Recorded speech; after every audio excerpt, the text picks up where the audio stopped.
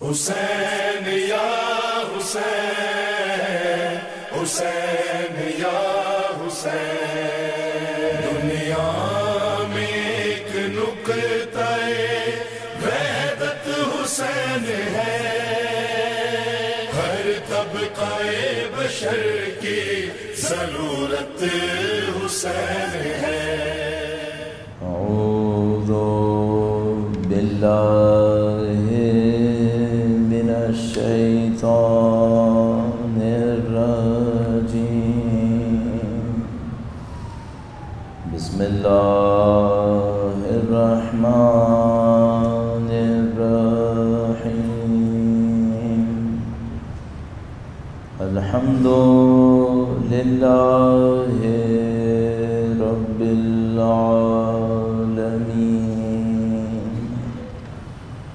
والصلاة والسلام على سید الانبیاء والمرسلین، حبیب الہ العالمین ابی القاسم محمد صلی علی محمد وعلى آلہ الطیبین الطاہرین،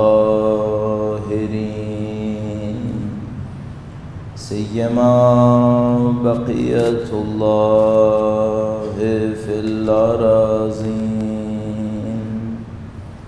قال اللہ تعالی فی کتابہ الکریم، بسم اللہ الرحمن الرحیم، ام حسبت ان اصحاب الكهف والرقیم كانوا من آیاتنا عجبا۔ درود بھیجے گا محمد وعلی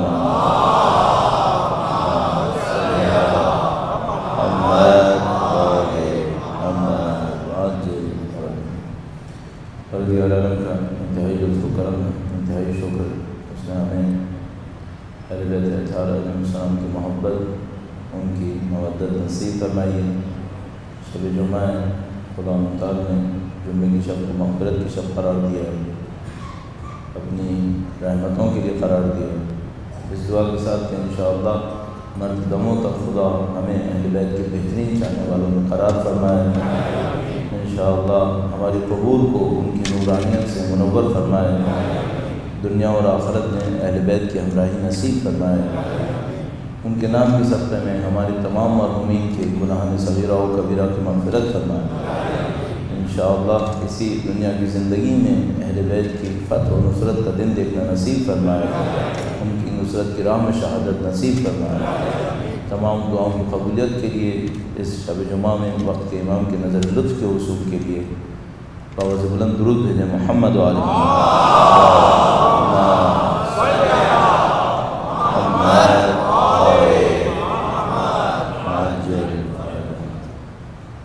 اللہ نے اس نظام کائنات کو اتنا منطقی اور اتنا عقل کے پیمانوں پہ خلق کیا ہے کہ یہ نظام جاری و ساری ہے اربوں سالوں سے، اور جیسا کہ اندازہ موجود ہے یہ کہ اس میں کوئی ایسی چیز نہیں ہے جو اس کو خلل دے سکے، جو اس کو تباہ و برباد کرے۔ خدا تعالیٰ نے اسباب کے اوپر جاری کیا ہے، علت اور اسباب کے اوپر جاری کیا ہے۔ یہ جو گفتگو ہے کہ خدا تعالیٰ نے ہر چیز کے لیے قانون بنایا ہے، اس کا کوئی سبب قرار دیا ہے، یہ ہم انسانوں کو ایک بہت بڑا چیلنج دے رہی ہوتی ہے۔ اگر آپ کو قانون پتہ چل جائے تو آپ کی طاقت بہت بڑھ جاتی ہے، بہت زیادہ بڑھ جاتی ہے، اور خدا نے کسی بھی چیز کو بغیر قانون کے نہیں رکھا ہے۔ مثلا آپ کو اگر قانون پتہ چل جائے، اصول سمجھ میں آ جائے کہ زمین کتنی اسپیڈ سے گھوم رہی ہے، سورج کس طرح سے کس مدار پہ گھوم رہا ہے، چاند کس مدار پہ گھوم رہا ہے. تو ان 3 کے معلوم ہونے سے آپ کو یہ پتہ ہے کہ سورج گرہن کب ہوگا، چاند گرہن کب ہوگا. اگر آپ کو حرکت کی ساری تفصیلات پتہ ہیں کہ اس کی موومنٹ میں کہاں جانا ہے، اس میں کس طرح سے ہونا ہے. مثلا فرض کیجئے 4 سال کے بعد سال کے دنوں میں تبدیلی آئے گی، آپ کو پتہ ہے. ہر روز یہ تبدیلی کتنے سیکنڈ کی ہے آپ کو پتہ ہے. تو آپ یہ بتا سکتے ہیں کہ مثلا 1 کروڑ سال کے بعد سورج گرہن کب ہوگا، چاند گرہن کب ہوگا. آپ کو ساری چیزیں پتہ چل رہی ہیں. اگر آپ کو پوری فضا کے اندر گھومنے والے ستاروں سیاروں کے بارے میں پتہ ہے تو آپ ایک ایسا راکٹ بھیجتے ہیں کہ جو کئی سال تک اس ہوا کے اندر گھومتا رہتا ہے، جس میں نہیں معلوم کتنے ہزار کتنے لاکھ اور چیزیں اس کے سامنے سے گزر رہی ہوتی ہیں، لیکن وہ نہیں ٹکراتا. آپ کے پاس یہ طاقت آ جاتی ہے کہ آپ کو یہ ساری چیزیں پتہ چل جاتی ہیں. تو جیسے قوانین سمجھ میں آتے ہیں آپ کے پاس یہ طاقت آنا شروع ہو جاتی ہے. مثلا آپ گرمی میں سردی کر لیں گے، سردیوں میں گرمیاں کر لیں گے، فاصلوں کو جلدی سے طے کر لیں گے، بیماروں کا علاج کر لیں گے، سب کا سب کچھ قوانین پتہ چلنے سے. جب سوال یہ ہے کہ یہ تو دنیا کے مادی قوانین ہیں، ستارے سیارے چاند اور آربٹس اور یہ سب چیزیں. یہ جو معاشرے ہیں، کیا معاشروں کے اوپر بھی کچھ قوانین ہیں؟ اگر لوگوں کو معاشروں کی قوانین پتہ چل جائیں، آیا ان کو طاقت ملے گی یا نہیں ملے گی؟ دیکھیے آپ کو چاند کی حرکت سمجھ میں آ گئی، لیکن آپ چاند کی حرکت تبدیل نہیں کر سکتے. سورج کی حرکت سمجھ میں آ گئی، وہ تبدیل نہیں کر سکتے. تو یہ تو آپ کر سکتے ہیں، پریڈکشن کر لیں، بلکہ آپ سالڈ ایسٹیمیٹ کر سکتے ہیں کہ بھئی چاند گرہن کس تاریخ کو ہوگا، کتنے بجے ہوگا، کب شروع ہوگا، کب ختم ہوگا. کیا آپ اس کو 10 منٹ دیر سے کر سکتے ہیں؟ نہیں. آپ نے یہ رسک بھی نہیں لیجیے. رسک بھی اگر آپ نے لیا تو شاید سب کا سبھی ختم ہو جائے گا، تو آپ یہ رسک نہیں لے سکتے.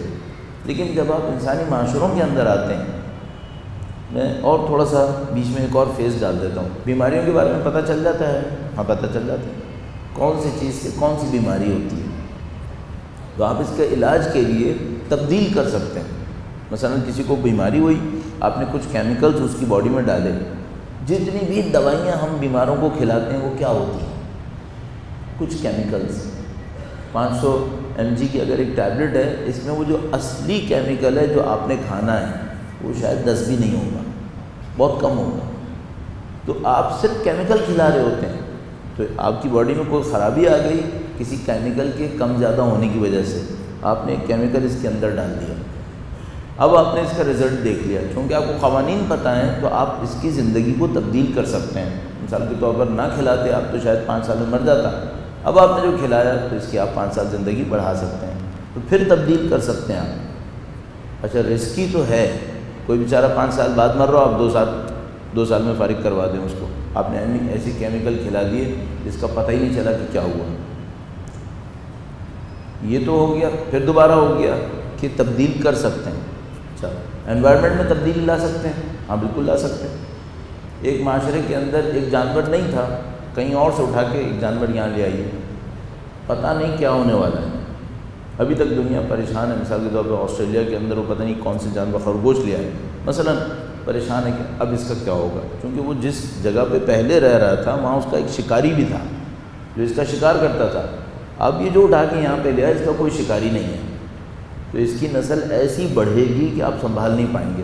یوں ہی میں کہہ رہا ہوں، ہمارے جو شہر میں 8-10 سال پہلے جو ہم نے کونو کارپس لگا دیے کئی لاکھ، ہمیں نہیں پتا اس کا ہونا کیا ہے، کیونکہ یہ ہمارے انوائرمنٹ کا تھا نہیں، یہ ہم نے باہر سے لا کے لگا دیا. تو ابھی لوگ ڈر رہے ہیں کہ پتہ نہیں 20 سال بعد یہ کیا بلا لے کے آئے گا. اللہ کرے بہتر گزر جائے. دیکھنے میں تو اچھا چل رہا ہے، صاف ستھرا ہو گیا، تھوڑا سا گرینری بڑھ گئی، یہ سب بھی ہو گیا. اچھا معاشروں کو تبدیل کر سکتے ہیں کیا؟ معاشروں کے اندر قوانین ہوتے ہیں، ہاں ہوتے ہیں، ان کے بھی قوانین ہوتے ہیں. انہیں تبدیل کر سکتے ہیں، بالکل تبدیل کر سکتے ہیں. اس کو ہم کہتے ہیں سوشل انجینئرنگ، کہ آپ معاشروں میں انجینئرنگ کر لیتے ہیں. تو مثال کے طور پر ایک قوم کا ٹرینڈ کہیں اور ہوتا ہے، تھوڑا سا آپ نے تبدیل کر دیا، اسے کہیں اور دھکا دے دیا، کہیں اور دھکا دے دیا. مثبت بھی کر سکتے ہیں، منفی بھی کر سکتے ہیں. مثبت بھی کر سکتے ہیں قوم غلط راستے پہ جا رہی تھی، آپ نے تھوڑا سا اس کو ادھر ادھر کیا تاکہ یہ صحیح راستے پہ آ جائے۔ منفی بھی کر سکتے ہیں، قوم سیدھی سادھی جا رہی تھی، تھوڑا سا غلط ڈال دیا تاکہ غلط راستے پہ چلے جائے۔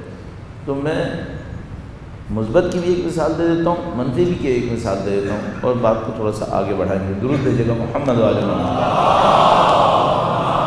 صلی اللہ۔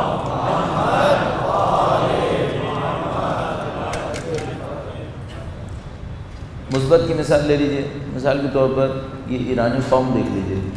ایرانی قوم ہونے کے ناطے انقلاب سے پہلے بہت بری حالت میں تھی، بہت بری حالت میں تھی۔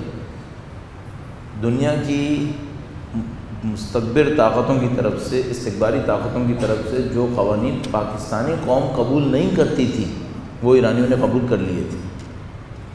جو یہ یہاں پہ نہیں کر پاتے تھے وہ ایران میں کر لیتے تھے۔ تو ٹھیک ٹھاک مصیبت میں تھی یہ قوم۔ اللہ نے بہرحال لطف و کرم کیا، دین مبین کی وجہ سے ان کو ایک عزت ملی، اس عزت نے ایرانی قوم کا دھارا تبدیل کر دیا، کہیں سے کہیں چلی گئی۔ 40 سال پہلے کوئی اس قوم کا جائزہ لیتا تو وہ سوچ ہی نہیں سکتا تھا کہ ایرانی قوم سائنس میں اس جگہ پہ آ جائے گی جہاں پہ اس وقت آ گئی ہے، سوچ ہی نہیں سکتا تھا۔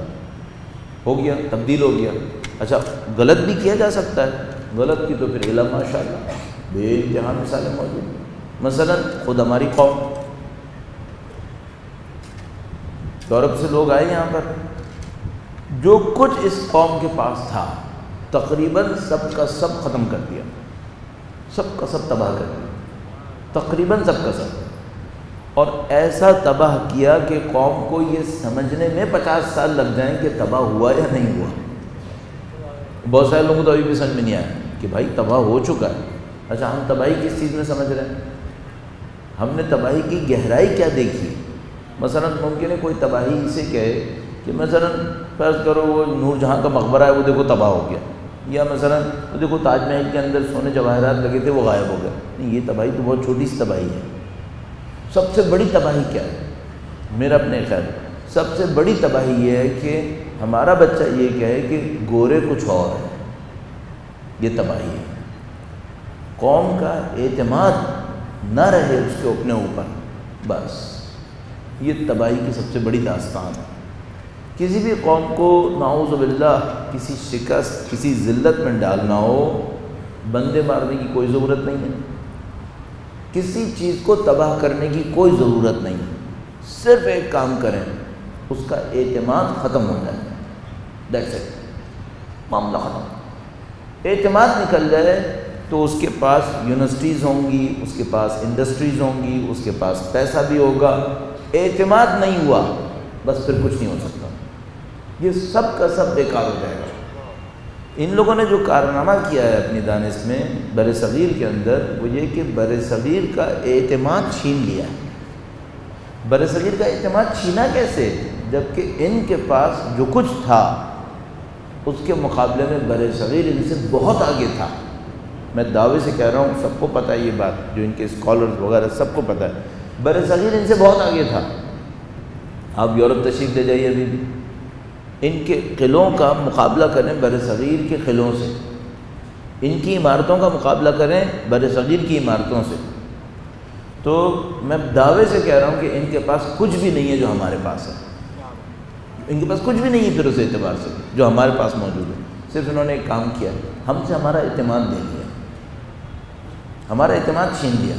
اب جو اعتماد چھینا، اچھا اس کے پیچھے اور بھی بہت سارے مارکے کیے ہیں، ٹیکنالوجیز ضائع کر دیں جن کے اوپر ہم بنے ہوئے تھے۔ بھائی سوچنے والی بات ہے، مثلا اگر یہاں پہ بادشاہی مسجد بنی تھی تو بادشاہی مسجد گوروں نے تو نہیں بنائی تھی نا، ہماری بندوں نے بنائی تھی۔ اگر ہمارے یہاں تاج محل بنا تھا تو تاج محل کوئی فرانس کے آرکیٹیکٹ تو نہیں آئے تھے، ہمارے آرکیٹیکٹ۔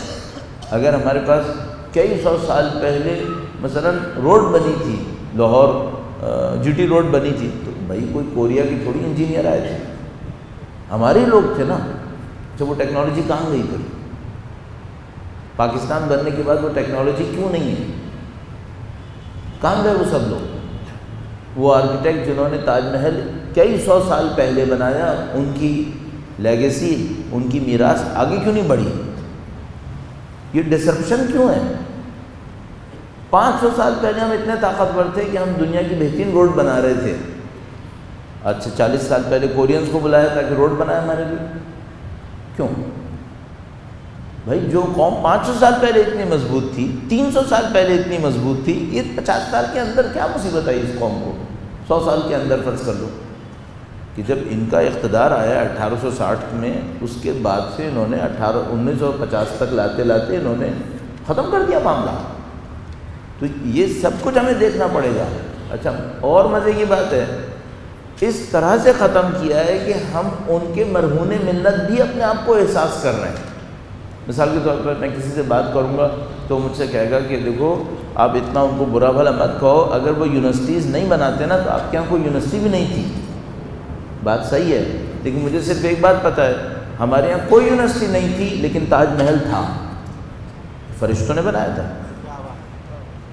بھائی کوئی یونیورسٹی نہیں تھی تو یہ تاج محل جس نے بنایا تھا اس نے وحی خدا سے سیکھا تھا. یہ کس سے سیکھ کے آیا تھا؟ کس کو سکھا رہا تھا؟ وہ سب کہاں گئے؟ انہوں نے نئے تعلیمی نظام کے بدلے میں جو کارنامہ کیا ہمارے ساتھ وہ یہ کہ پچھلے ساری میراث تباہ کر دی. اب کہا کہ نیا تعلیمی نظام ہم دیں گے، اس میں تم ہم سے سیکھو. اچھا اب جب ان سے سیکھنے پہ آئے تو انہوں نے کہا ہم تم کو اتنا ہی سکھائیں گے جتنا ہم سمجھیں گے کہ تمہیں سیکھنا ہے. ختم. پچھلا والا برباد کرو، نیا والا ہم دیں گے، محتاجی محتاجی، معاملہ ہی ختم ہو گیا ہمارا. تو اب آپ کے پاس وہ دعوے سے کہہ دیں گے کہ تم لوگ جاہل قوم ہو. کیوں؟ کہتے ہیں ہماری یونیورسٹی تو 900 سال سے چل رہی ہے، آکسفورڈ کیمبرج. تمہاری کون سی یونیورسٹی ہے جو 500 سال کی ہے؟ تو ہم بھی کہیں گے ہاں بھائی ماں باپ آپ ہی نے یونیورسٹی دی، ورنہ ہمارے پاس تو یونیورسٹی بھی نہیں تھی.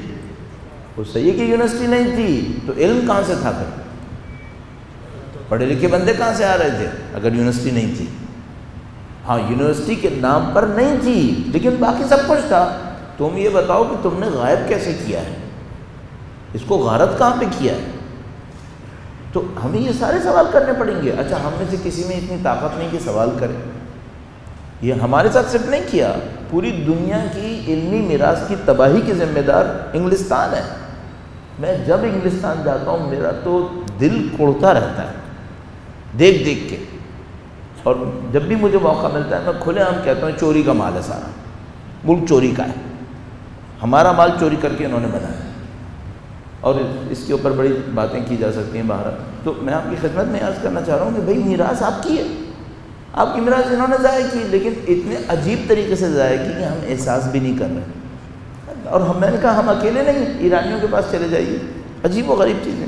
بھائی اس وقت دنیا بھر کے اندر مسائل میں سے ایک مسئلہ ہے، معذرت چاہ رہا ہوں میں آپ کو ایک ایسی مسئلے میں لے آیا، وقت بھی کم ہوتا ہے یہاں پر اور اس قسم کی باتوں کے لیے شاید گنجائش نہیں ہوتی، لیکن مجھے ڈر یہ لگتا ہے کروں کہاں، کدھر کہنا ہے لوگوں کو. وہ بس اس وقت آپ کے اور ہمارے ملک کے اندر تو ذرا کم معاملہ ہے ہمارے علاقے میں کیونکہ یہاں سردی زیادہ نہیں ہوتی، لیکن مثلاً آپ تھوڑا سا نارتھ کی طرف چلے جائیے تو سردی بہت زیادہ ہونے لگتی ہے. سردی بہت زیادہ ہوگی تو وہاں پہ ایک بڑا ایشو آئے گا کہ بھائی پانی کیسے گرم ہوگا. اچھا اب گیس بھی نہیں ہے وہاں پر، یہاں تو پھر تھوڑی گیس آ رہی ہے ابھی، وہاں تو بہت ہی مسئلہ بنا ہوا ہے بیچاروں کے لیے. اب پانی گرم ہونا دنیا کا ایک مسئلہ ہے. اچھا آپ یورپ چلے جائیے، اسکینڈینیوین کنٹریز چلے جائیے، وہاں گرم پانی ایسے ہی آتا ہے جیسے آپ کے یہاں بجلی آتی ہے، بل دینا ہوتا ہے اس کا، گرم پانی کی لائن کا بل دینا ہوتا ہے. اور اس میں بھی ساری کہانی لگی ہوئی ہوتی ہے کہ اتنے بجے سے اتنے بجے تک جو گرم پانی آئے گا وہ سستا والا آئے گا، اور فلاں بوائلر کا جو پانی آئے گا وہ سستا والا آئے گا، فلاں بوائلر کا جو آئے گا وہ مہنگا والا آئے گا. تو ٹھیک ٹھاک کہانی ہے گرم پانی، اور اس کے اوپر پیسہ لگے گا، یہ ہوگا وہ ہوگا. اچھا صاحب یہ سارا مسئلہ ہے. اب ذرا تصور کیجئے اصفہان میں ایک حمام بنایا شیخ بہائی نے. وہ جو حمام تھا، اصفہان بڑا شہر تھا، کیپٹل تھا اس زمانے میں. تو اس حمام میں پہلے زمانے میں آپ کو پتہ ہے یہ گھروں کے اندر باتھ رومز نہیں ہوتے تھے، باتھ روم شہر کے اندر بنے ہوئے ہوتے تھے، محلوں میں ہوتے تھے. میں نے قم کا ایک گلیوں کے اندر ایک باتھ روم دیکھا تھا جو مثلاً میں جب وہاں پہ گیا 84 میں تو اس کے بعد بھی کئی سال تک کام کر رہا تھا. اب خیر ہر گھر میں باتھ روم ہے تو نہیں ہوتا. تو وہاں شہر کا باتھ روم تھا جہاں پر ہزاروں لوگ ہر روز نہاتے تھے، ہزاروں لوگ ہر روز نہاتے تھے. شیخ بھائی نے اس کو بنایا تھا، پورا باتھ روم، پورے باتھ روم کا پانی ایک چراغ کے اوپر گرم ہوتا تھا. ایک چراغ کے اوپر، اصفہان میں ایک چراغ کے اوپر، اب آپ سوچیں ایک چراغ سمجھ لیں کینڈل لائٹ کے اوپر، ایک کینڈل لائٹ کے اوپر 500 گھر 800 گھروں کا سمجھ لیں آپ گیزر گرم ہو رہا ہے ایک کینڈل لائٹ کے اوپر۔ اچھا اب انگریز وہاں پر پہنچے، انہوں نے دیکھا بھائی یہ تو دنیا کا عجیب مارکا ہے، انرجی کا تو پرابلم ہی سالو ہو گیا۔ یقین مانا مجھے اتنا افسوس ہوتا ہے کہ کاش ہم لوگوں کی یعنی میراث انہوں نے برباد نہ کی ہوتی تو یہ انرجی کا کرائسس ہی نہیں تھا۔ انرجی کا کرائسس ہے ہی نہیں اصلاً، مصنوعی ہے سارا کا سارا، جعلی ہے۔ بھائی کہ گرم پانی کا ایشو تھا، شیخ بھائی نے بنایا تھا حمام، یہ لوگ پہنچے انہوں نے دیکھا بھائی عجیب و غریب حمام ہے، طاقتور اتنے بدبخت تھے کہ کسی کی روکنے کی ہمت نہیں ہوئی، جا کے حمام کھود دیا، فنکشن ختم ہو گیا، فارغ ہو گیا، نہ خود سمجھ سکے بدبخت، نہ اس کو چھوڑا انہوں نے وہاں پہ کہ کوئی اور بعد میں سمجھ گیا، تو جی ختم ہو گیا معاملہ۔ تو اس طرح کی مصیبتیں ہوئی ہیں یہاں پر۔ اب یہ مجھے یقین ہے کہ جو جتنا ٹیکنالوجی کا یہ لوگ ایشو بنائے بیٹھے ہیں، کرائسس بنائے بیٹھے ہیں پاور کا، یہ سب اگر میں نہ کہوں 100% تو بھارت کافی بڑی مقدار میں دھوکہ ہے۔ اب یہ کہ کب یہ مسائل حل ہوں گے، کب ہماری عقلیں وہاں پہنچیں گی، کب ہم ان لوگوں کی ٹیکنالوجی کی محدودیت سے باہر نکلیں گے، اور یہ مجھے پتا ہے کہ جو کوئی بھی یہ کام کرے گا یہ سب لوگ ہاتھ دھو کے اس کے پیچھے پڑ جائیں گے اور اس کو کرنے نہیں دیں گے۔ یہ مصیبتیں ہیں ہم لوگوں کے ساتھ۔ بہرحال ممکن ہے کوئی مجھ سے کہے کہ بھائی آپ بہت سادگی کے ساتھ چیزوں کو دیکھ رہے ہیں، لیکن میں جو تاریخی شواہد کو دیکھتا ہوں تو مجھے سمجھ میں آتا ہے کہ نہیں، انہوں نے بہت بڑی ڈسرپشن کی ہے، انہوں نے ڈسکنٹینیو کیا ہے ہماری ٹیکنالوجیز کو، اور اپنی ٹیکنالوجیز کا انہوں نے ہمیں محتاج بنایا ہے، اور اب ہم ان کے سامنے بدبختی کے ساتھ سر جھکائے کھڑے ہیں کہ بھائی تم ہمارے لیے کچھ کرو تو ہمارا کچھ ہوگا ورنہ ہم مارے گئے۔ تو اللہ انشاءاللہ ہم مسلمانوں کو طاقت دے، اعتماد کی طاقت۔ سب سے بڑی چیز جو چاہیے وہ اعتماد ہے کہ ہاں ہم کر سکتے ہیں۔ جیسے ہی آپ کے ذہن میں یہ بات آتی ہے آپ سرخرو ہونا شروع ہو جاتے ہیں۔ درود بھیجے گا محمد و آل محمد۔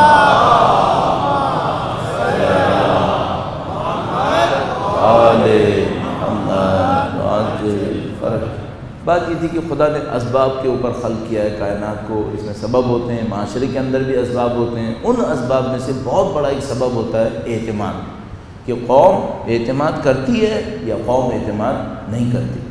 اچھا ایک قوم اپنے اوپر اعتماد کرے کامیاب نہیں ہوگی۔ قوم کو کس پہ اعتماد کرنا چاہیے؟ قوم کو چاہیے خدا پہ اعتماد کرے۔ میں اور آپ تو کمزور ہیں، ہم لوگ کچھ نہیں کر پائیں گے، لیکن اگر خدا کی نصرت شامل حال ہو تو پھر دنیا کا کون سا کام ہے جو ہم نہیں کر پائیں گے؟ ہر کام کر سکتے ہیں۔ اب بدقسمتی یہاں پہ یہ ہوتی ہے کہ قومیں اس سے محروم ہو جائیں تو پھر ذلت اٹھانی پڑتی ہے۔ یہ جو خدا تعالیٰ نے بنی اسرائیل کا واقعہ اتنی تفصیل سے ہمارے سامنے رکھا ہے، اس کا شاید ایک پہلو یہیں پر ہے کہ تم قوانین کو سمجھنے کی کوشش کرو۔ خدا تعالیٰ بنی اسرائیل کے لیے کہتا ہے کہ ہم نے ان کو عزت دی، ہم نے ان کو فضیلت دی۔ 3-4 قرآن کریم کی سوروں کے اندر بنی اسرائیل کے واقعات بیان ہوئے ہیں، سورہ مثلا بقرہ کے اندر، سورہ اعراف کے اندر، سورہ نساء میں، سورہ طٰہٰ میں۔ تو کبھی بھی آپ کو موقع ملے کسی ایک کو لے کر اس کو تھوڑا سا پڑھنے کی کوشش فرمائیے۔ خدا تعالیٰ فرماتا ہے ہم نے ان کو فضیلت دی، ہم نے ان کے ساتھ یہ کیا، لیکن مصیبت یہ تھی کہ بنی اسرائیل فضیلت کو سنبھالنے کے قابل نہیں بن رہے تھے۔ فضیلت ملنا ایک مسئلہ ہے، فضیلت سنبھالنا یہ ایک اور معاملہ ہے۔ وہ کیسے؟ میں آپ سے ایک بات پوچھوں گا، میں اس کو 2-3 سالوں میں کئی دفعہ عرض کر چکا ہوں آپ کی خدمت میں، لیکن یہاں پہ بس اشارتاً عرض کروں، کیا خدا نے کسی قوم کو ابدی فضیلت، قیامت تک کے لیے فضیلت دیں، ایسا کوئی وعدہ کیا ہے کہ تم کچھ بھی کرو ہم تمہیں فضیلت دے دیں گے؟ نہیں، جب تک اللہ کے بندے ہو فضیلت ملے گی، بندگی سے نکل گئے پھر کوئی فضیلت نہیں ہے، کسی کے پاس کوئی فضیلت نہیں۔ خدا نے نہ کسی قوم سے یہ کہا ہے کہ ہم تمہیں محروم کریں گے، تم کتنے اچھے بن جاؤ تم ذلیل رہو گے، نہیں، ایسا نہیں۔ نہ خدا نے کسی قوم سے یہ کہا ہے کہ تم اچھے رہو گے چاہے تم کتنے ہی گندے ہو جاؤ، ایسی بھی کوئی چیز نہیں۔ یہاں سب کا معیار وَأَن لَيْسَ لِلْإِنسَانِ إِلَّا مَا سَعَى، ہر انسان کو وہ ملے گا جس کی وہ کوشش کرے گا۔ یا مثلا خدا کسی قوم کی حالت تبدیل نہیں کرے گا جب تک وہ قوم خود اپنی حالت کو تبدیل نہیں کرے گی۔ تو مثلا اگر بنی اسرائیل کے پاس فضیلت تھی تو ان کا کام یہ تھا کہ فضیلت کو سنبھالو، فضیلت کو سنبھالو. اب فضیلت کو سنبھالنے کے لیے کیا چاہیے تھا؟ اعتماد دکھاؤ. اعتماد دکھاؤ کہ جو خدا نے دیا ہے وہ صحیح دیا ہے. اب دیکھیے 2 مصیبتیں میں نے کل اشارہ کیا آپ کی خدمت میں بنی اسرائیل کی. دریا کراس کیا, ایک دم سے جناب بتوں کو دیکھ کے ڈھیر ہو گئے, کہا ہمارے لیے بھی یہی بنا دو. اچھا صاحب, تھوڑے دن کے لیے حضرت موسیٰ علیہ السلام اللہ سے راز و نیاز کرنے کے لیے, پیغام لینے کے لیے کوہ طور پر گئے. 10 دن دیر ہوئی, ادھر سامری کھڑا ہوا اور اس نے سارا سونا پگھلا کر ایک مجسمہ بنایا. اب کہتے ہیں کہ اس مجسمے کے اندر سے آواز کیوں آ رہی تھی, تو اس میں روایات کو بیان کرتے ہیں. میں زیادہ تر روایات میں نہیں جانا چاہتا ورنہ وہ چیپٹر بہت ہی لمبا ہو جاتا ہے. ایسا کہتے ہیں کہ اس نے اپنی حضرت جبرائیل جب آیا کرتے تھے, ایک تفسیر کے اندر ایک روایت میں اس طرح سے لکھا ہے کہ اس نے کچھ خاک کو دیکھا کہ جو ذکر خدا کرتی تھی. اس خاک کو جو ذکر خدا کرتی تھی وہ اس نے اس مجسمے کے اندر ڈال دی, تو اس مجسمے سے ذکر خدا کی آواز آتی تھی. تو بنی اسرائیل کو دھوکہ ہو گیا. اچھا, ایک اور روایت نے لکھا کہ نہیں ایسا نہیں تھا, اس نے اس کو کچھ اس طریقے سے بنایا تھا کہ اس کے اندر سوراخ تھے اور جب ہوا ان سوراخوں میں سے گزرتی تھی تو ایک خاص آواز اس کے اندر سے نکلا کرتی تھی. اس وجہ سے اس کے اندر سے ایک آواز آنا شروع ہو گئی تھی. پھر اس میں بھی معاملہ ہے کہ بھئی یہ جو سامری ہے یہ کون ہے؟ سامری آیا مثلا شروع سے منافق تھا اور بعد میں جادوگری اس نے دکھائی اپنے منافقت کی وجہ سے, یعنی کہ شروع میں قابل اعتماد تھا, شروع میں قابل اعتماد تھا, بعد میں نفس نے اس کو دھوکہ دیا. تو یہ سب تفاصیل ہیں جس میں ہم فی الحال نہیں جانا چاہ رہے. تو یہ 2 واقعات ہوئے. اچھا, ان دو واقعات سے کیا سمجھ میں آتا ہے؟ تو تھوڑا سا یہاں پر رک کر ایک اور اشارہ کریں گے. بنی اسرائیل نے بت پرستی کی کیوں؟ ان کو ٹھیک ٹھاک اللہ کی ہدایت ملی بھی تھی, بت پرستی کے سامنے ڈھیر کیوں ہوئے؟ پھر وہ بھی 2 دفعہ, ایک دفعہ دریا کراس کرتے ہی, عبور کرتے ہی, دوسری دفعہ جب یہ گوسالے کا معاملہ ہے. بت پرستی کا سبب کیا تھا تو اس کا سبب بیان کیا ہوا ہے. درود بھیجے گا محمد و آل محمد.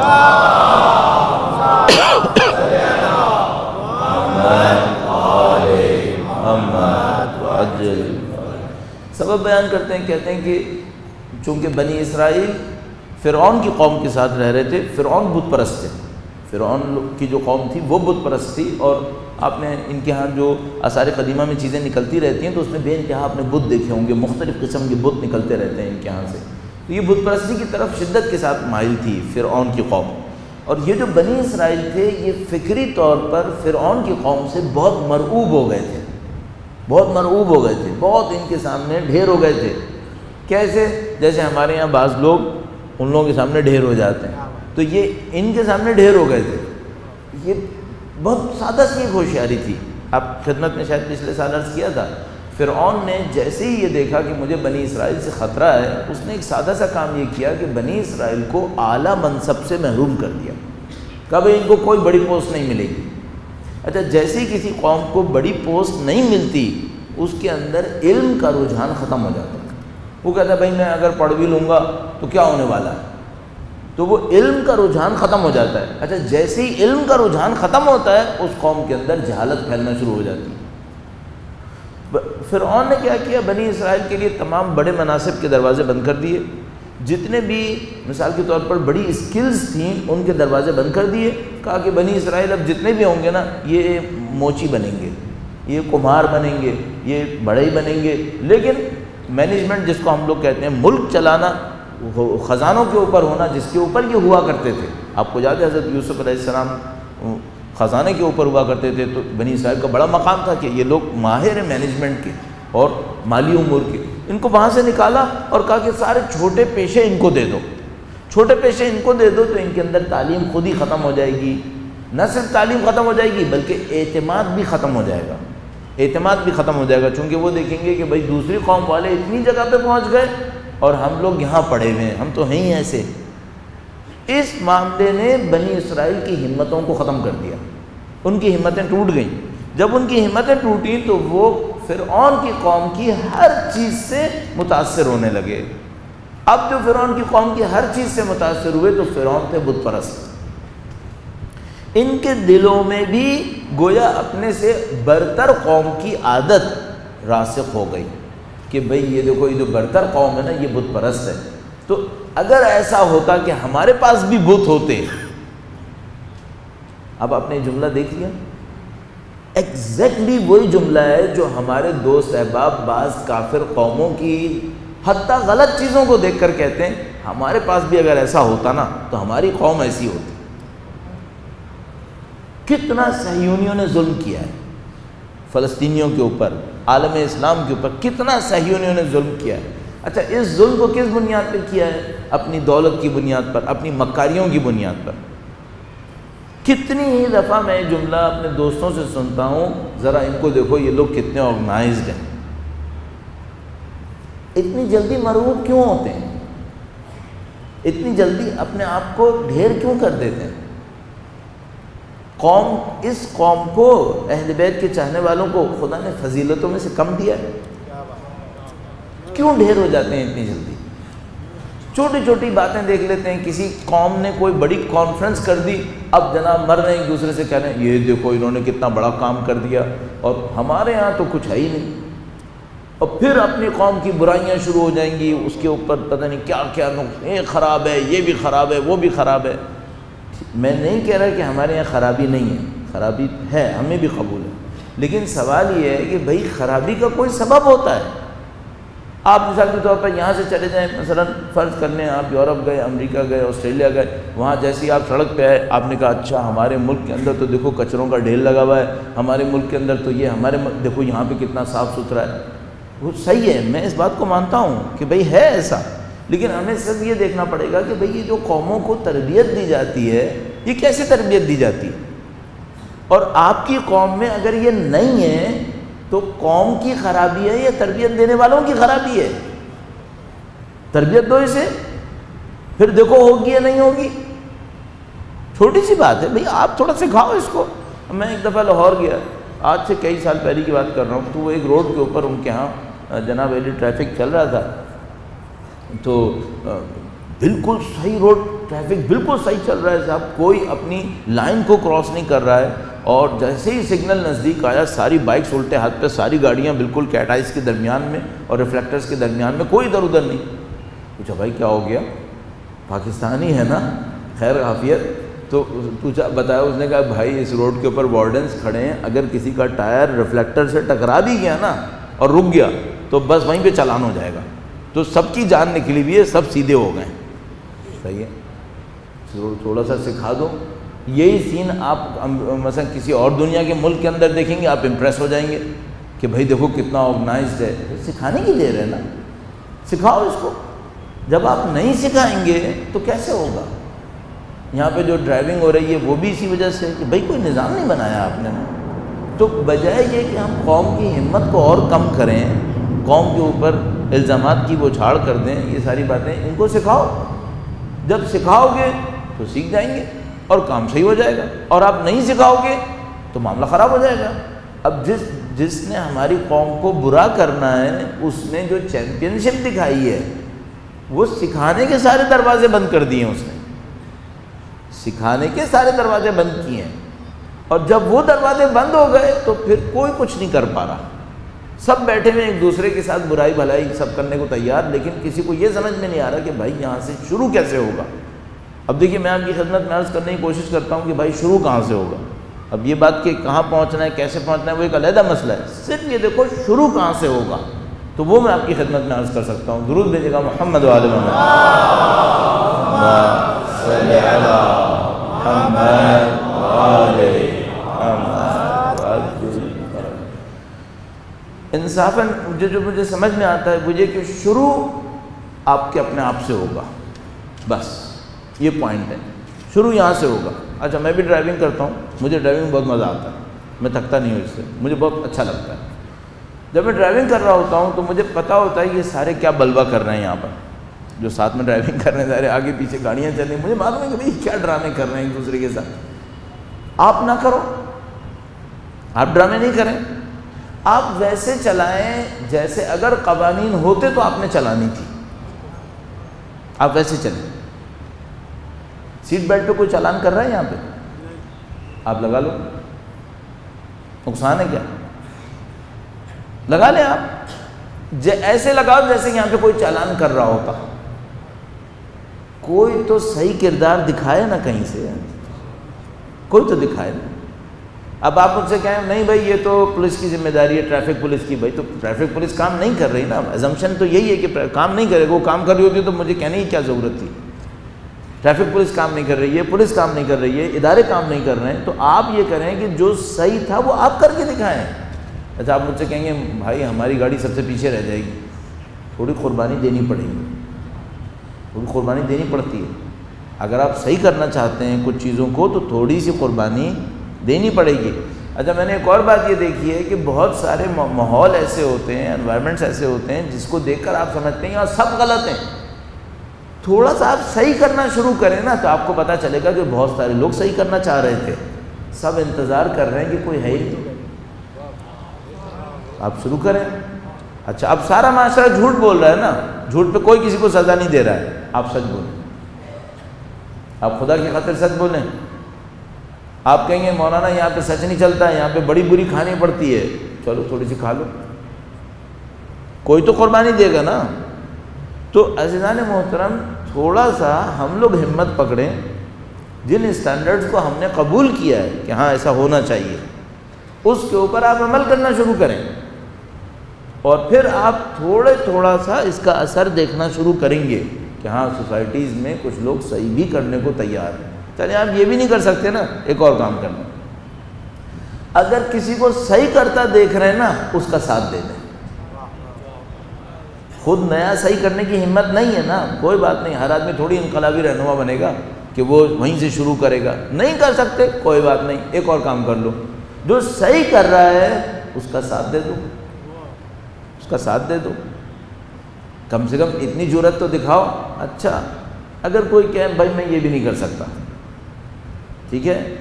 مثلا پہلا کام یہ تھا کہ بھائی سب غلط کر رہے ہیں آپ صحیح کرو. آپ کہو گے بہت برا ہوتا ہے اس آدمی کے ساتھ، وہ بیچارہ بہت پستا ہے، میں یہ نہیں کر سکتا. میں کہہ رہا ہوں چلو ٹھیک ہے نہیں کرو. پھر یہ کر لو کہ جو صحیح کر رہا ہے اس کا ساتھ دے دو. اچھا ممکن ہے کوئی مجھ سے کہے بھائی میں یہ بھی نہیں کر سکتا، میں ساتھ نہیں دے سکتا. پھر ایک اور کام کرو، کھڑے ہو کر اعلان کرو کہ میں غلط کر رہا ہوں اور یہ صحیح کر رہا ہے. کھڑے ہو کر اعلان کر دو کہ بھائی میں غلط کر رہا ہوں اور یہ جو بندہ کر رہا ہے نا یہ صحیح کر رہا ہے. تیسرا مرحلہ کیا ہے؟ کم سے کم یہ کرو، تائید کر دو. تائید کر دو کہ بھئی ہم غلط کر رہے ہیں، یہ بندہ صحیح کر رہا ہے. کیا ہوگا؟ کسی نہ کسی طریقے سے صحیح راستہ ہائی لائٹ تو ہو کہ ہاں بھئی یہاں پہ ایک صحیح راستہ ہے یہاں.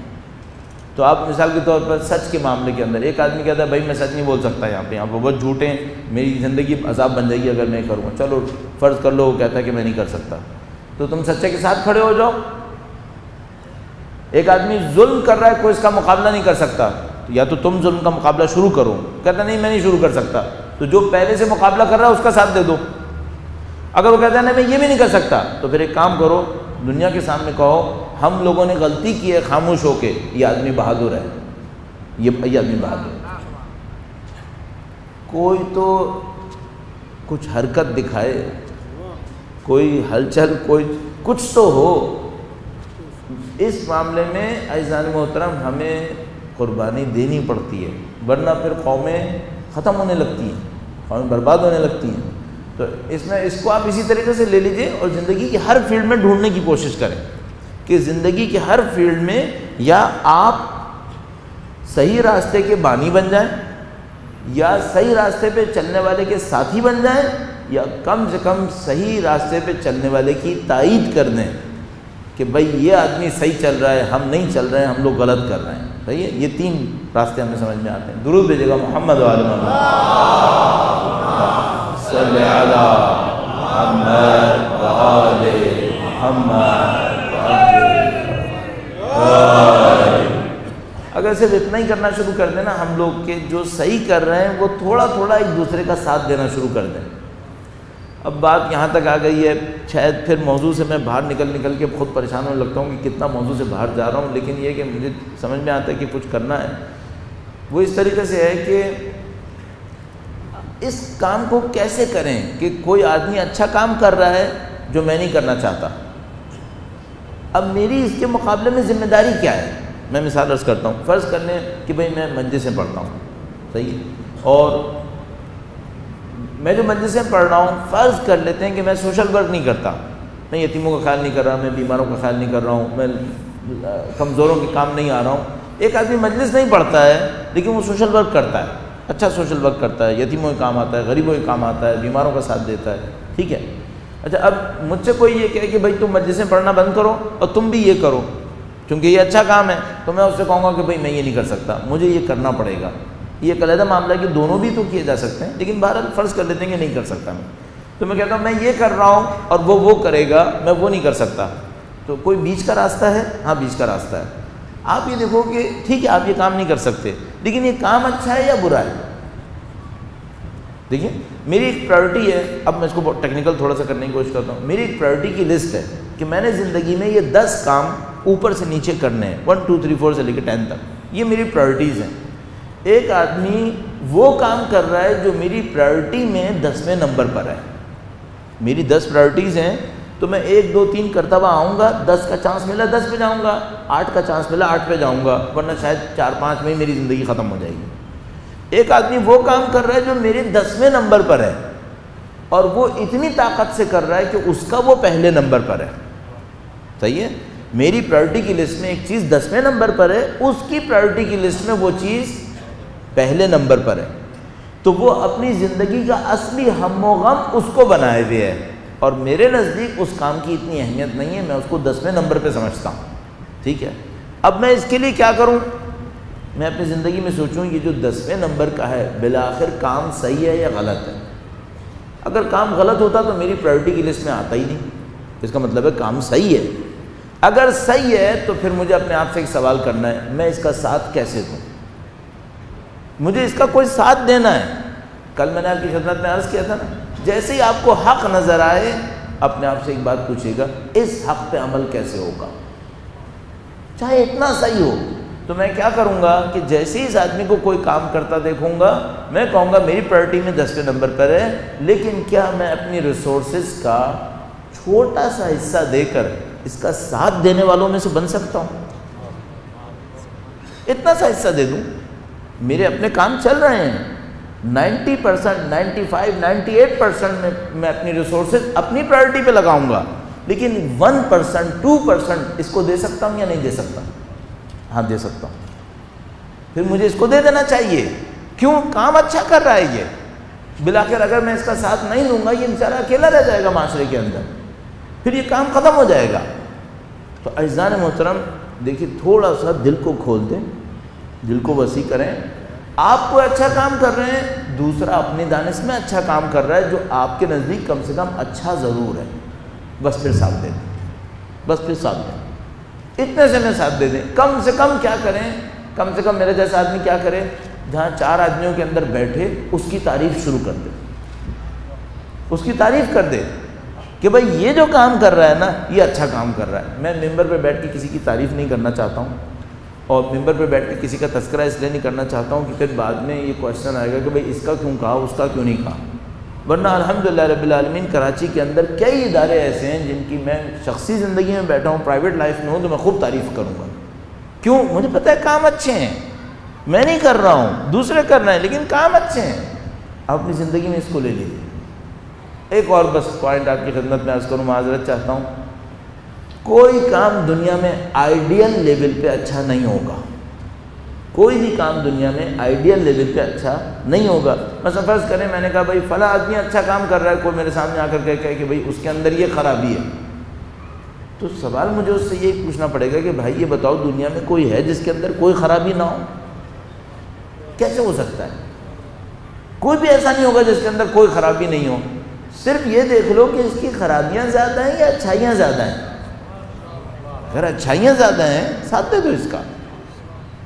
ہم لوگ اس طرح بڑے گندے ماحول سے لڑ سکتے ہیں، ہم لوگ اس طرح لڑ سکتے ہیں اس غلط ماحول سے جس کے اندر ہم اور آپ رہ رہے ہیں، اور اپنے معاشرے کو تبدیل کر سکتے ہیں۔ بس اصول کیا بنائیں؟ ایک تو یہ کہ ہمت نہ ہاریں، اعتماد آپ کا ختم نہیں ہونا چاہیے، آپ اپنے اوپر اعتماد رکھیں، اور ہمیشہ اس بات کو سوچیں دوسروں نے کیا، انسانوں نے کیا، ہم بھی انسان ہیں، اور ان کے پاس وہ نصرتیں نہیں ہیں جو ہمارے پاس موجود ہیں، تو ہم بھی کر سکتے ہیں، پہلی بات۔ دوسرا یہ کہ سارے کام میں نہیں کر سکتا ہوں، تو جو دوسرے کر رہے ہیں مجھے اس کا ساتھ دے دینا چاہیے۔ اور تیسری بات یہ کہ ساتھ دینے میں کم سے کم یہ ہے کہ میں اس کی تعریف کروں تاکہ معاشرے کے اندر اچھائی اور اچھا کام پھیلنا شروع ہو جائے۔ درود بھیجے گا محمد و آل محمد صلی اللہ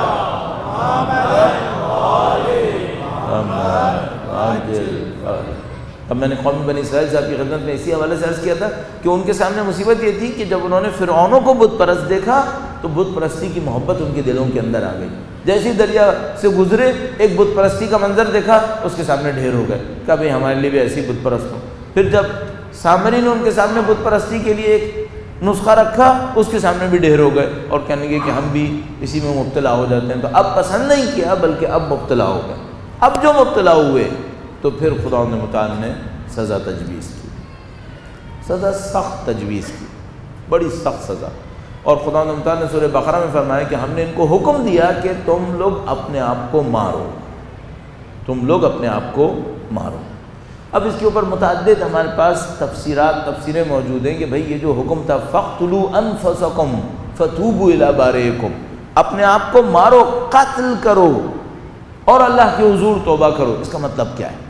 ایک روایت نے لکھا ہے کہ اس کا مطلب یہ تھا کہ جن لوگوں نے بت پرستی نہیں کی تھی وہ ان لوگوں پہ حملہ کریں جن لوگوں نے بت پرستی کی تھی اور خون بہے۔ بعض روایات کے مطابق، اب ہمیں اس کے اوپر میں کہوں گا دوسری اوپینینز بھی موجود ہیں، لیکن بعض روایات کے مطابق 70,000 لوگ مارے گئے، 70,000 لوگ مارے گئے۔ چلیے میں اس کو کہتا ہوں، اس کا مطلب یہ نہیں لیتے، قتل نہیں لیتے، لیکن ایک بات مجھے سمجھ میں آ رہی ہے وہ یہ کہ اب میں قانون ایکسٹریکٹ کرنے کی کوشش کر رہا ہوں۔ جیسے ہی کوئی قوم اللہ کی نافرمانی میں کسی بت کے سامنے سر جھکائے گی، کسی بھی بت کے سامنے، وہ بت طاقت کا بت ہو سکتا ہے، وہ بت جو ہے وہ دولت کا بت ہو سکتا ہے، کسی بھی بت کے سامنے سر جھکائے گی، اس کے بعد اس معاشرے میں قتل عام ہوگا، وہاں قتل ہوں گے۔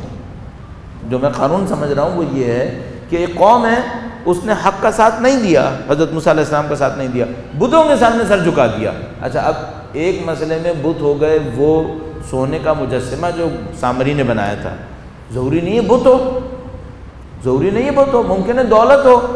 ایک قوم نے دولت دیکھی، دولت کی محبت، اشربوا فی قلوبہم العجل، اس بت کی محبت ان کے دلوں میں گھس گئی۔ کیوں؟ بکفرہم، چونکہ انہوں نے کفران نعمت کیا، کل اس پہ تفصیل سے بیان کیا۔ تو جیسے کسی غلط چیز کی محبت قوم کے دل میں گھستی ہے، اس کی خاطر خدا سے ہٹتے ہیں تو پھر ایک مصیبت آتی ہے، وہ کیا؟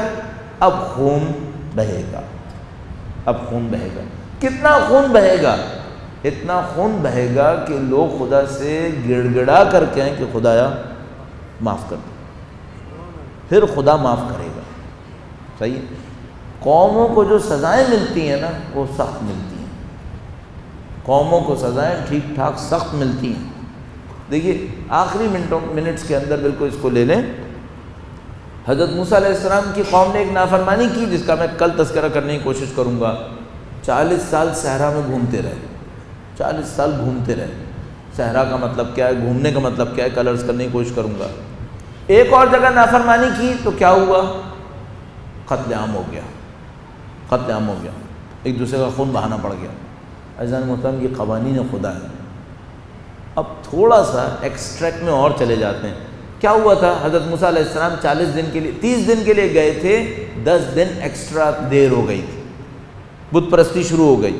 تھوڑا سا ایکسٹریکٹ میں جائیں، حجت خدا چند دن کے لیے لوگوں کی نظروں سے دور ہوئے، حجت خدا چند دنوں کے لیے لوگوں کی نظروں سے دور ہوئے، قوم غفلت میں گئی اور دنیا کی محبت ان کے دلوں میں ایسی گھر کر گئی کہ اس کے سامنے سجدوں میں گر گئے۔ اب جو سجدوں میں گرے، حجت خدا واپس آئے اور دیکھا میری قوم سجدوں میں گری ہوئی ہے، کس کے سامنے؟ دنیا کے سامنے۔ اب کیا ہونا ہے؟ اب خون بہے گا، اب خون بہے گا۔ عزیزان محترم یہ سارے قوانین ہیں، یہ سارے قوانین ہیں۔ میں اپنے ذہن میں ابھی یہ سوچ رہا ہوں، اللہ کرے کہ وہ جو یہ خون بہہ رہا ہے اس وقت عالم اسلام کے اندر، یہ وہی خون ہو جس کے نتیجے میں اللہ کی طرف واپسی ہونی. اللہ کرے کہ وہ جو خدا نے کہا تھا نا فَاقْتُلُوا أَنفُسَكُمْ فَتُوبُوا إِلَىٰ بَارِئِكُمْ، اپنے آپ کو مارو اور خدا کی طرف واپس آؤ. تو شاید یہ جو خون بہہ رہا ہو یہ وہی خون بہہ رہا ہو جس کے آخر میں لوگوں نے خدا کی طرف واپس آنا ہے. بہرحال معاملہ کٹھن ہے، معاملہ سخت ہے، ہم لوگ سخت دور سے گزر رہے ہیں. اچھا دور ہے ان کامیابیوں کو دیکھتے ہوئے جس کی طرف قوم بڑھ رہی ہے، اچھا دور ہے. ان سختیوں کو دیکھتے ہوئے جس میں یہ کچل رہے ہیں، سخت دور ہے، سخت دور ہے. لیکن اس کے سوا کوئی چارہ کار نہیں ہے. یہ قوانین خدا ہیں جس کو شہید صدر نے سنت ہائے خدا کہا تھا. اللہ کی سنتیں ہیں، اس پہ اس نے معاشرے کو چلایا ہے. وَلَن تَجِدَ فِي سُنَّتِ اللَّهِ تَبْدِيلًا، تم لوگ اللہ کی سنتوں میں کبھی تبدیلی نہیں پاؤ گے، یہ ایسے ہی رہیں گے. فیضان محترم، ہمیں بیداری چاہیے، اپنے کردار کو پہچاننا چاہیے. اس کے اوپر انشاءاللہ کل آرائز پیش کرنے کی کوشش کریں گے. الحمدللہ رب العالمین، اہل بیت کے چاہنے والے ہونے کے ناطے، سید الشہداء کا واقعہ ذہن میں ہونے کے ناطے اس قوم کو بیدار کرنا بہت آسان ہے، کیونکہ یہ واقعہ عظیم الشان واقعہ قوم کے اندر زندہ ہے. تو اس قوم کو بیدار کرنا آسان ہے کہ بھئی سید الشہداء کی مصلحت، سید الشہداء کی قربانی کی حکمت تھوڑا سا بھی اگر سمجھنے کی کوشش کر لیں تو معاملہ آسان ہونے لگتا ہے. شب جمعہ بھی ہے اور شب جمعہ میں ہمارے پاس روایات موجود ہیں کہ کائنات کی تمام محترم ہستیاں کربلا کی سرزمین پہ جمع ہوئی. عظیم الشان موقع ہوتا ہوگا کہ بیان کرتے ہیں کہ تمام عظیم الشان ہستیاں سرزمین کربلا پر آتی ہیں اور کچھ لوگ تعبیرات بیان کر رہے ہوتے ہیں. نہیں معلوم معنوی اعتبار سے کس حد تک ہم لوگ اس قابل ہوں گے کہ ہم ان کو سمجھ پائیں یا بیان کر پائیں، لیکن بہرحال تعبیرات کہہ رہے ہوتے ہیں کہ سب وہاں پہ جمع ہوتے ہیں اور بی بی سیدہ طاہرہ کو پرسہ دیتے ہیں کہ ان کے بیٹے نے جو قربانی دی ہے. شب جمعہ ہم ظاہر ہے کہ ہم لوگ سرزمین کربلا سے محروم ہیں، لیکن سید الشہداء کی محبت میں خوبی یہ ہے کہ یہ کسی زمانے میں کسی جگہ میں محدود نہیں ہے. یہ بڑی عجیب کمال کی چیز ہے. آپ دنیا میں کہیں بھی بیٹھے ہوں، تھوڑا سا سر جھکائیں اور اپنے دل میں کہیں السلام علیکم یا ابا، اے مولا آپ کو میرا سلام. ہر بادشاہ کوئی نظم و ضبط ڈال دیتا ہے، بیچ میں قانون ڈال دیتا ہے، یہ آئے گا یہ نہیں آئے گا. لیکن خدا نے سید الشہداء کا دسترخوان اتنا وسیع رکھا ہے کہ کہا ہے کہ کوئی بھی ہو وہ امام حسین کے نام پر آ جائے اور خدا قبول فرماتا ہے. فائزو آپ الحمدللہ رب العالمین سید الشہداء کے چاہنے والے ہونے کے ناطے آپ نے سید الشہداء کی عزا میں زندگی بتائی ہے، ماتم کیا ہے، ان کے نام پہ گریہ کیا ہے. یہ کیسے ہو سکتا ہے کہ آپ 40 سال امام حسین کو بلاتے ہوں اور امام حسین آپ کو نہ پہچانتے ہوں؟ یہ نہیں ہو سکتا ہے. یقیناً سید الشہداء سے کوئی نہ کوئی رشتہ ہمارا اور آپ کا جڑا ہوا ہے، اور اس کی نشانی یہ ہے کہ سید الشہداء کے مصائب ہمیں 1400 سال سے رلا رہے ہیں.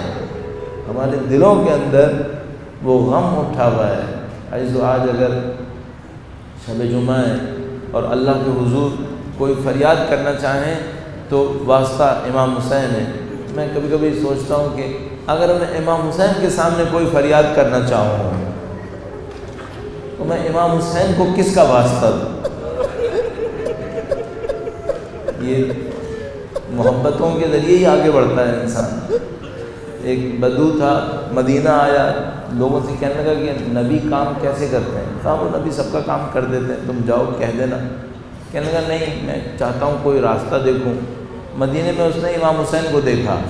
امام حسین کھڑے ہوئے تھے. رسول اللہ کبھی ان کو اپنے کندھے پہ بٹھاتے تھے، کبھی ان کے چہرے کا بوسہ لیتے تھے. کہنے لگا مجھے سمجھ میں آ گیا میرا کام کیسے ہوگا.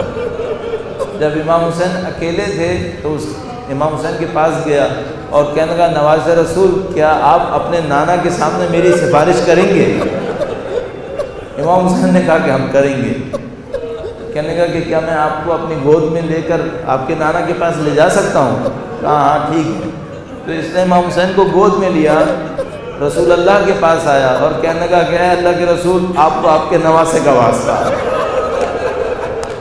رسول اللہ نے فرمایا تمہیں اتنا بڑا واسطہ دیا ہے، بول کیا چاہتا ہے؟ ہم لوگ خالی ہاتھ آئیں خدا کے سامنے، تو جانتا ہے ہمارے پاس کچھ بھی نہیں ہے، لیکن خدا ایک امام حسین کی محبت ہمارے پاس ہے،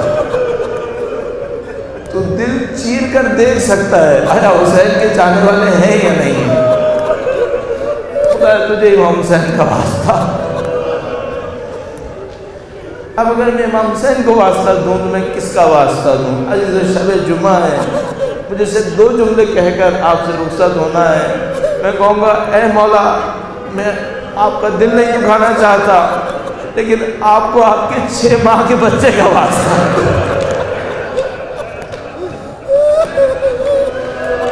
مجھے نہیں معلوم جب ہم مصائب پڑھتے ہوں گے ہمارے مولا کا دل اور غمگین نہ ہو جاتا ہو، لیکن ہمیں مسائل میں رونا آتا ہے۔ وہ لمحے یاد آتے ہیں جب امام حسین اپنے 6 مہینے کے بچے کو لے کر میدان جنگ میں آئے۔ سید الشہداء چاہتے ہیں مظلومیت ذہن میں رہے ہمارے، تبھی تو ہم سے کہا کہ میرے شیعوں سے کہنا جب بھی ٹھنڈا پانی پیو میری پیاس کو یاد کرو۔ میں اپنے امام کی مظلومیت کو یاد کرنا چاہتا ہوں، اس وقت کو یاد کرو جب وہ شیر خار کو لے کر آئے، دشمنوں کے سامنے رکھا اور کہا کہ پانی سے اگر میری طاقت بڑھنے کا خطرہ ہے تو تم خود اس 6 ماہ کے بچے کو پانی پلاؤ۔ پانی نہیں آیا۔ وہ لعین عمر سعد حرملہ کو اشارہ کرتا ہے، کہتا ہے تیر چڑھا اپنا۔ اب حرملہ جیسا لعین شقی القلب بھی جب اس منظر کو دیکھتا ہے تو اپنے سردار سے پوچھتا ہے باپ کا نشانہ لوں یا بیٹے کا؟ یعنی وہ لعین بھی سمجھ رہا تھا کہ بھئی یہ 6 مہینے کے بچے کا تھوڑی نشانہ لیا جاتا ہے۔ عمر سعد کہتے ہیں بچے کا نشانہ لے۔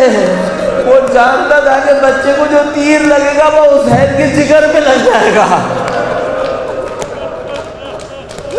تیرے سے شعبہ چلا۔